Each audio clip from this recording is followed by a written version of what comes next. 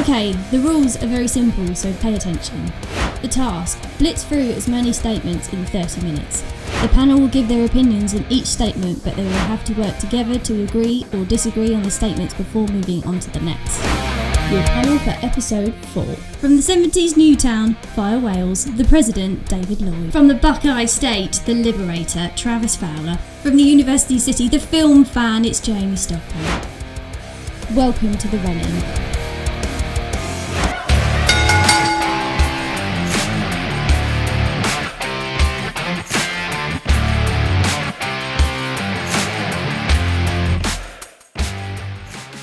In modern collecting, I absolutely agree with this right now because, we'll use select.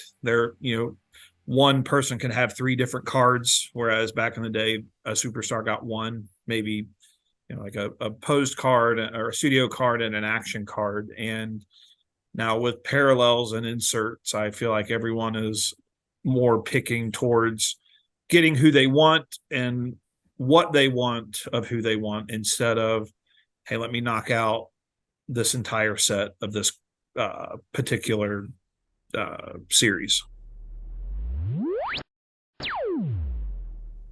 I think it's an old style way of collecting these days. I think Jamie will probably give more insight on it because he is more the set collector out of all of us. However, I just see it as back in the day, when the day was back, that there wasn't these parallels that we're getting, these numbered parallels, really. I know that they've been around for a long, long time, don't get me wrong, but not to the extent they are currently.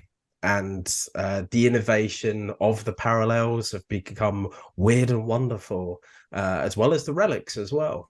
And all the memorabilia that you currently get. So I do think that it is more geared these days towards the shiny and new, and not so much to the base collectors anymore. But I still think there are base collectors out there. I just think they're just not as prominent as it used to be back in the day.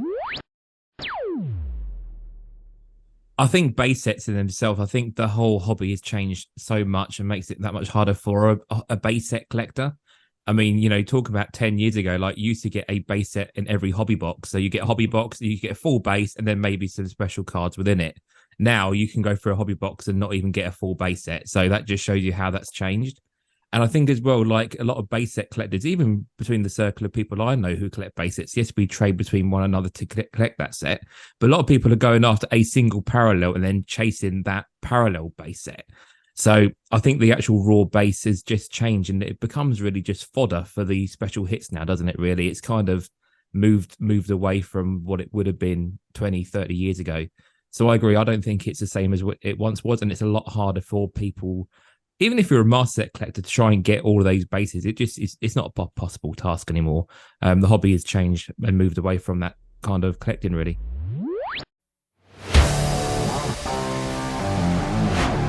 Well, I think if you look at what Jamie's just said, then I think he's kind of hit the nail on the head, really, for a lot of it. But I mean, Jamie, like your 2 cents with, like, for example, the AEW, like the first set that they had, right?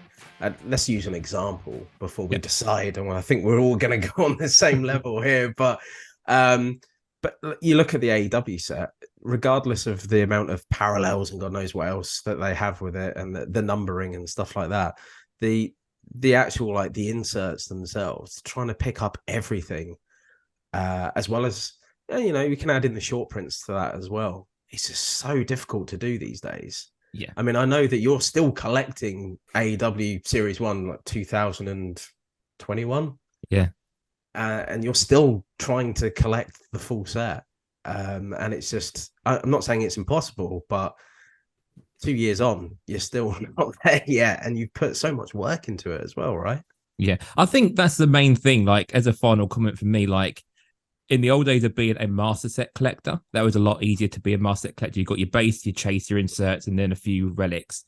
Now it is a big task, and like you said, that AEW, that's a long-term project for me to try and complete that, just because that's the way it's going to go.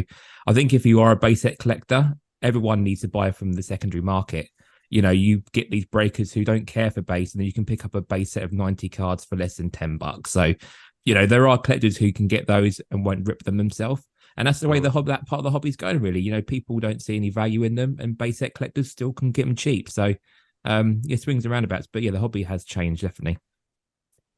The extra, sorry, Trav, for just my thought on this as well. I mean, the extra element as well, which I don't think we've touched on really, is back in the day, you used to buy a hobby or a couple of hobbies, and you pretty much completed the set. Right. These days, you buy 7 hobby boxes and you still haven't even collected all the base set. You know what I mean? That's how difficult it's become. And the money that the hobby boxes actually do cost these days, it's just really difficult. And as you said, Jamie, you rely on these breakers who are just basically discarding the base in order to try and make up the difference, basically. Yeah. I think Jamie brought up a very important and big key issue is the fact that it's not so much the base cards anymore, but like you said, some people would try to get sets of a specific parallel. You know, we'll use like the AEW 2021. They've got the rainbow that you get for doing 3 E-Pack cards to get the rainbow, or the Jazzwares. Like it's, you know, some people chase the gold or silver. Like, I want to do this. Like, I think that is where there is a more focus on the set, is the set within the specific parallel instead of a base set. I mean, those yellows are really the Jazzware ones. You said the yellow ones. They go for a pretty penny these days. You know, they're not cheap, and to get a full set is quite an achievement to do. I know Jamie's trying to do this right now, and fair play to him. But yeah, it's a very difficult. The thing is, when does it stop becoming fun and it start becoming a bit of a chore? And I think on your side, Jamie, I do feel sorry for you on some point, because I'm like, I couldn't even think about doing it, because I just know how difficult it is trying to wade through the likes of eBay and ComC to try and get something that's just not regularly available. And then the product dries up because the next new hotness is out, and everything's recycling, same things over and over and over. There's nothing new that hits the market. Mm-hmm. Yeah, really difficult. Okay, I think we've decided. Yeah.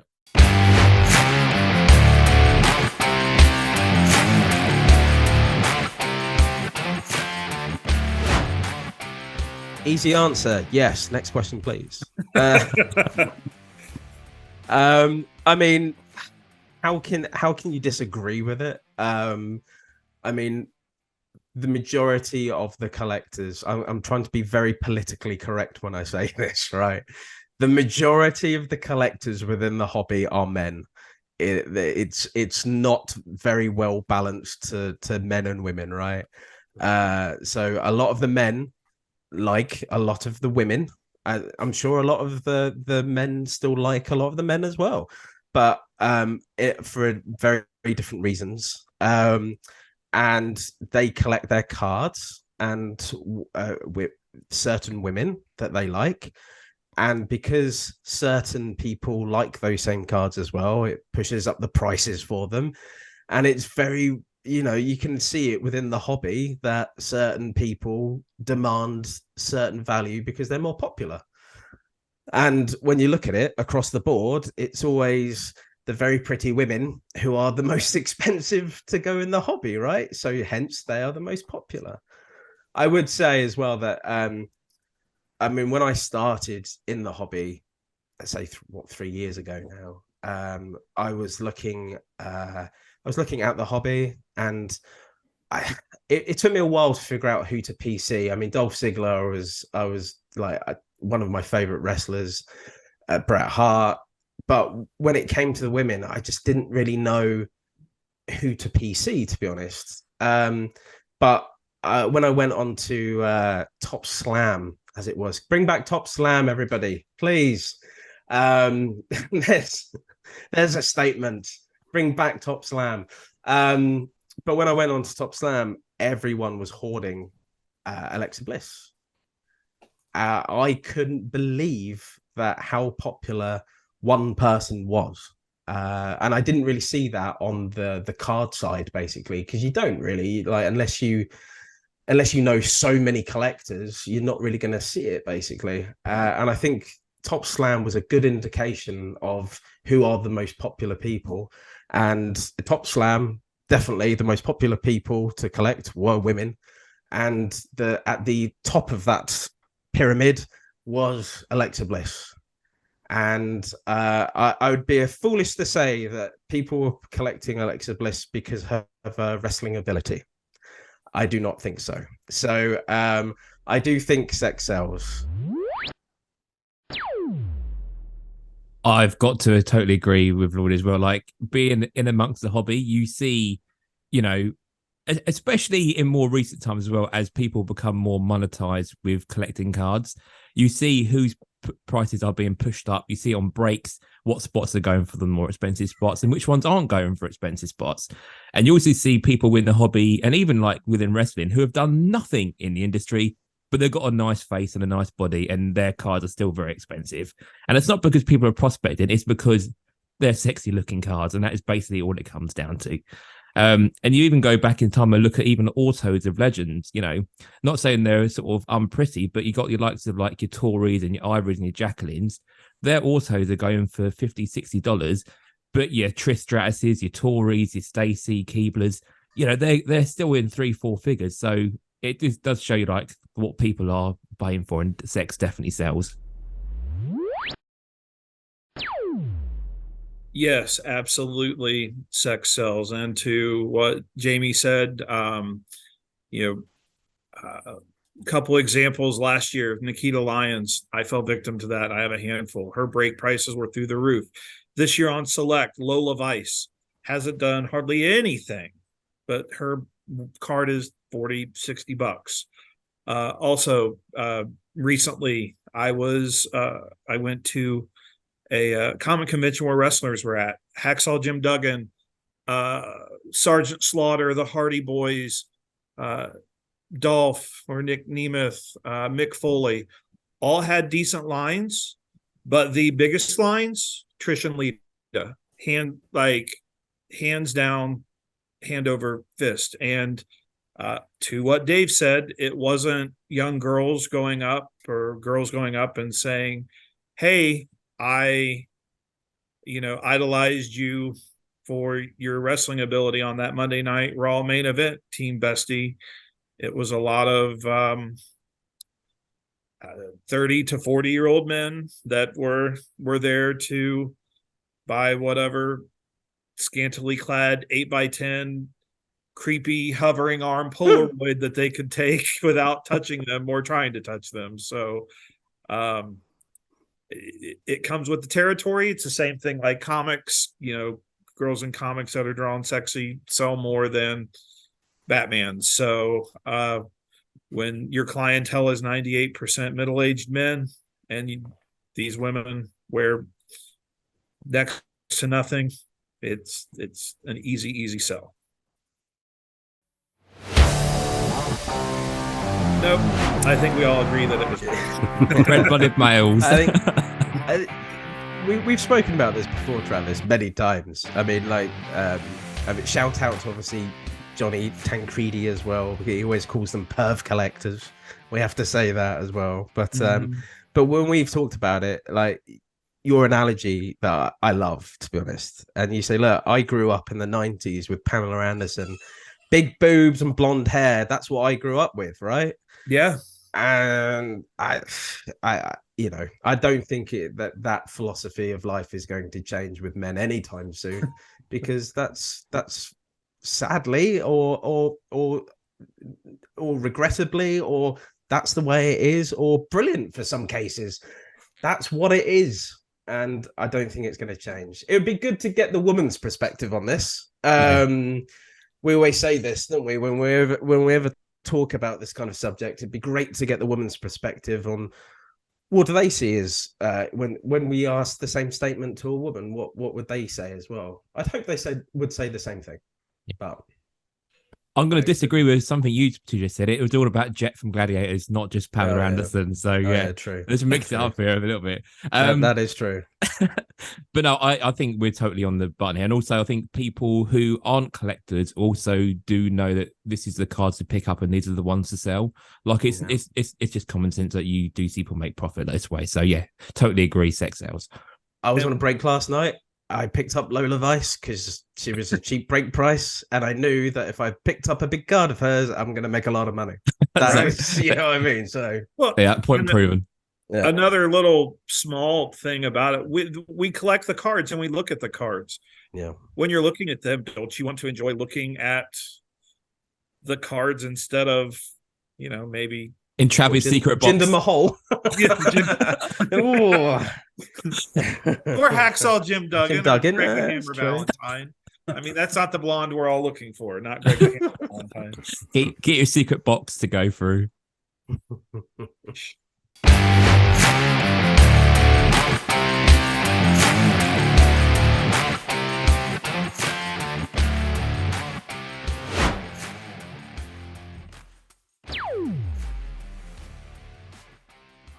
I agree. Blasters are hard to find, even though they're more readily available. Blasters are priced for the adult collector, $30. That's not an impulse buy for a parent. Speaking as a parent, you can't make an impulse buy of $30, especially if you have one boy, one girl, multiple. That's $60 out the door. I get jealous that you guys have the Panini stickers. That's not even a thing over here anymore. But something to at least entice them to, a buck or two for a pack to where, oh, hey, I'm getting my favorite wrestlers. I want to buy more. Because you have to set that foundation, because that's how Pokemon is around. There's not blaster. I mean, there are collector tins, but there are packs of Pokemon, and the kids can get into who they want and who they like. And I don't think if we have that, we're going to be stagnant with the current collectors that we have, because you have to have, a budget to be able to buy a $30, $35 blaster. I completely agree. And I actually had a conversation with Tony Villa at Wrestling Trading Cards. He basically bought a load of the Panini debut set from the UK to stock in his store, because he said, I can't sell retail packs and hobby boxes to the kids that are coming in the store. He said, I need something that will be supply for that. He said, we just don't have these in the US. And I think that's where the market is totally different for the UK and America. Like America, there has never been a child aimed product of wrestling cards over, in the last 10, 15 years. Whereas over here in the UK, it has all been children's based, and we've not had the adult collecting cards over here. So, I mean, I think we have to. I think maybe not as much over here, but definitely in the US, where you've got a more captive market with wrestling in general and card collecting in general, And I don't know if it's the same in other sports. I don't really know around like baseball and basketball and NFL, but I'd imagine that baseball cards in themselves probably still have lots of retail and cheaper product, but wrestling we don't. So I totally agree. I think especially in the US, we need to have more child-friendly product in there for kids. Dave? I mean, it's hard to debate, isn't it? I mean, again, at this point, I do find it weird that the UK has been evolved into this kind of hub of kids collecting for trading cards, because that's the market. They don't see the market as for adults. It's purely kids. I mean, if you look at it, Jamie gave the example of Panini debut edition, it was called, wasn't it? And then before that, but when we had Top Superstars. That was one of the last ones before it went. And we've obviously had the stickers as well. There's always been this undertow within the UK with slam attacks, right? And we had Top Slam Attacks. One of the biggest sellers of trading cards over in the UK is still the Premier League, the football, the soccer trading cards, right? Because they're regularly available, they're in the shops, they're reasonably cheap, I would the one point I would debate with Travis is about Pokemon cards because I think they're overpriced for like the £4 a pack over here. Yeah. You know, I don't know what they're like in the States, but $5-6, kind of depending on, sometimes the older Yeah. sets that they're trying to liquidate out, you can get for a $5 here or there. I still but- find that crazy. Like if you were to go and buy one of those in a convenience store in the UK, you'd have a debate with the person behind the till saying, well, in our day, it was a lot. It was even like £1 to get a pack, not £4 now. Who's Right. buying these? And it's the same. The thing is it was the same with Topps Superstars and the same with Panini debut edition as well. So it's a weird one because the business models are obviously very different between the US and the UK. Whether that will ever change, i.e., the US would learn from the UK side of let's bring it back to children a bit more, and the UK would more go to the other side of that of going, hang on a second, let's bring it to the adults a bit more. I think what I'm saying here is it's better if we had a balance because there is obviously business to be done for both sides of the coin. And and ultimately speaking, the kids aren't actually buying the packs, are they? It's the adults are buying the packs for the kids. So the adults need to know what the worth of these cards are, and I think that's where the UK falls down a bit slightly, is that there's just no monetary value in trading cards unless you are a collector. So I think for like my last 2 cents in this, then I don't think it's necessary we need stuff for kids.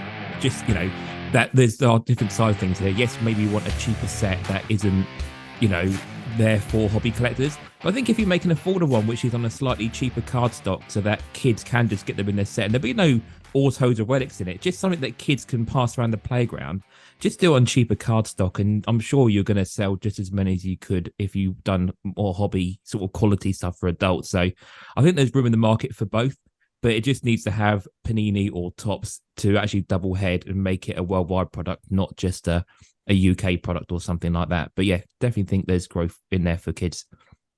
It'll be interesting to see what happens when we go back to Topps, because obviously it's going to happen, right? So when we go back to Topps, obviously we'll see the slam attacks over in the UK that they have got a lot more popular in recent years in America. Because of the backfill of the sales, and people love them in America now. So it'd be interesting to see if that happens. It'd be interesting. Travis raised about the stickers. It'd be interesting to see about the stickers as well. I think time will tell, but we definitely need to change the model slightly, I think, and be more balanced. But yeah, I think we're all agree on the statement though. I think there's just one more quick key thing here as well, is that kids' attention span's a lot different to when we were kids. And I think kids do enjoy e-packs and rips of stuff like Top Slam and sort of these quick packs like Ultimate Team and stuff in FIFA. Like that might be the way it does go a bit further. But again, it's a whole different topic altogether, really.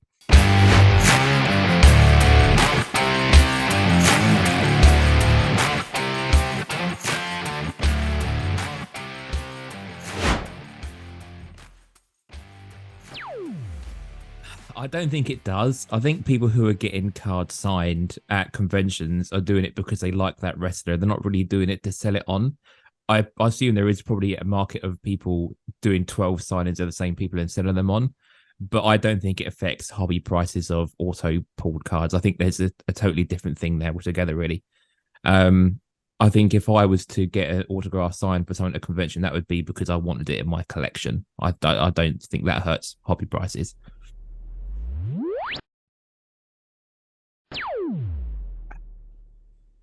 It is a difficult one for me because I can see why people do it at conventions. I have quite a few convention signed cards now, but I would never want to sell them on.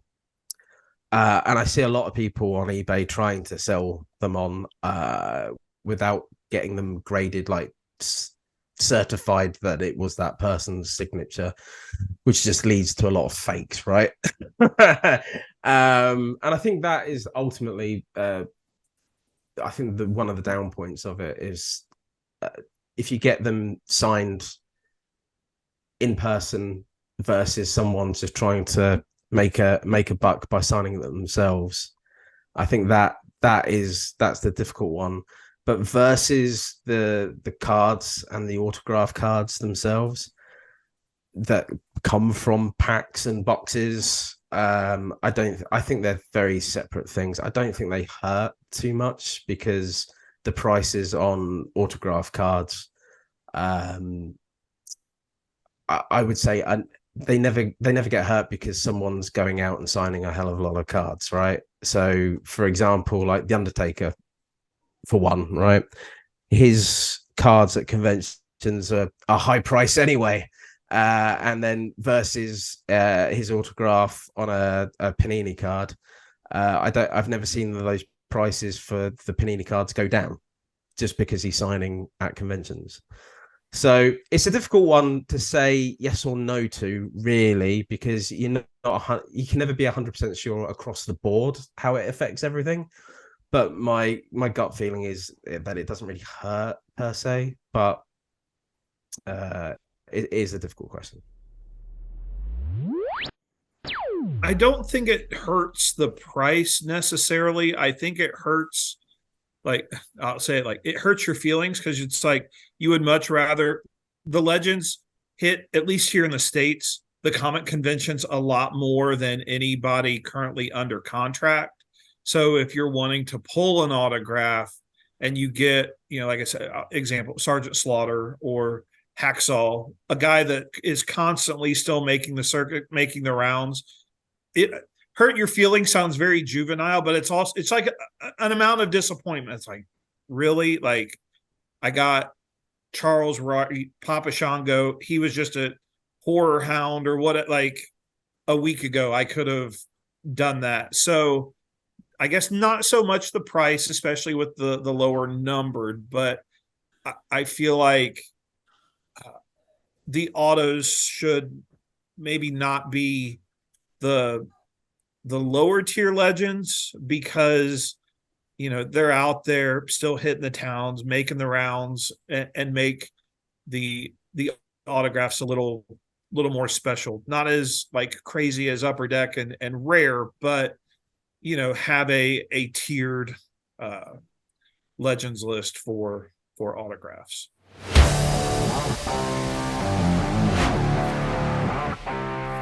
I don't think we've not decided on one. We haven't been decided not together on one statement so far. I think we've gone along and it's been quite unanimous all the way through, right? I will put a little spanner in the works as a final thought, though. Here we go. I do think if you compare like auto prices for some people compared to what they are as a visual card and an on-card card, like Hacksaw Jim Duggan, for example, you can probably pick a card for him for $30, an actual Topps auto or a Panini auto. If you went to a convention and met Hacksaw to get him signed on a card, he'd probably charge you about $30. Undertaker, $40, yeah. Yeah, and then Undertaker, $500 to sign on his debut card, $500 for a good Panini auto of Undertaker. So, I mean, most of the time they do correlate quite well. So that does show, I don't think it hurts. But I would always be, if I'm buying one on eBay, I would always buy a certified one rather than an on-card one, unless I was physically meeting them myself. Yeah. I would never say to someone to just pick up a card signed by a wrestler on eBay that is not certified. We've seen a lot of fakes, right? So this year alone. Yeah, this year. Specifically this year alone.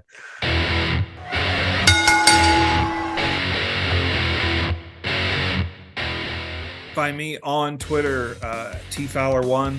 I think that's the same handle for Instagram. I'm out there roaming the internet looking at cards, so hit me up. You can find me on Twitter at Jamie Stocker. I do hop on and off Twitter every now and then, but do find me on there if you want to. Otherwise, listen to me as part of the Squared Circle Reddit podcast. You see all the details on the little banner below, so do have a look on there. We're across all platforms, and you could, of course, listen to us here on the wrestling channel here for our podcast. And I'm as well on the banner, as you can probably see there, for the Squared Circle Relics podcast. I'm on Twitter as well for the Squared Circle Relics podcast on SCR Pod. I'm D_LoidyBoy for Instagram. And please give the Card Foundation a listen as well. You can also become part of their Patreon, and as well, they're probably there as well if we put the banner up. As well as please go and check out all the rest of our episodes for the Wrestling Card Alliance, the Run-In. We're on YouTube. You can also it's also linked to as well the Square Circle Relics podcast episodes, and also Cambridge Trading Cards as well. You can go and view Chris's channel as well. So yeah, please do. There's so much content out there for you guys. Please take advantage of it.